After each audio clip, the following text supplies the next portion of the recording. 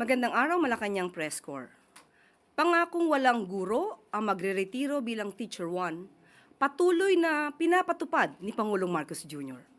Sa kanyang ikatlong State of the Nation Address o SONA noong 2024, binigyan diin ng Pangulo na dapat itaguyod at patatagin ang mga guro upang isulong ang dekalidad na edukasyon sa bansa.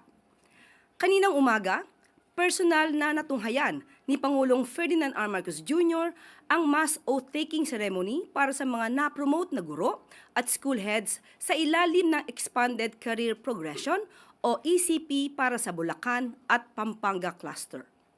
Pinangunahan ni Department of Education Secretary Sally Angara ang oath-taking ceremony sa ginanap sa Bulacan. Nauna nang nagsagawa ng mass oath-taking ang DepEd para sa mga guro sa Ilocos Norte at National Capital Region. Sa kanyang talumpati, binigyang halaga ni Pangulong Marcos Jr.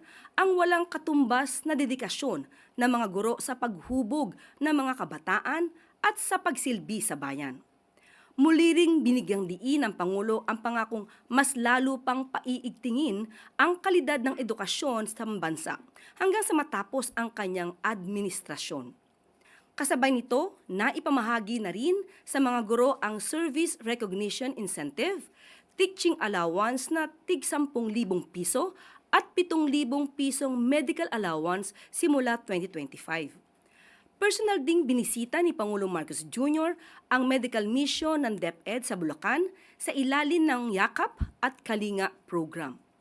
Kabilang sa mga serbisyong naibigay sa mga guro at estudyante ang libreng konsultasyon, gamot at pagsusuri sa vital signs at iba't ibang screening services. Sa ilalim ng Bagong Pilipinas at sa administrasyon ni Pangulong Marcos Jr., walang guro ang mapag-iiwanan sa kanilang mga posisyon. Ngayon, we are continuing to recognize the journey of the teachers in Bulacan and Pampanga who have shaped the future of our children and in that way are shaping the future of our nation. So today, as you take your oath, you reaffirm the belief that every Filipino child deserves a fair shot at a brighter tomorrow. Teach not only knowledge, but empathy, not only skills, but character. Because long after the lessons are over, what your students will remember most is how you made them believe in themselves. And that, more than anything else, is how a nation is truly transformed.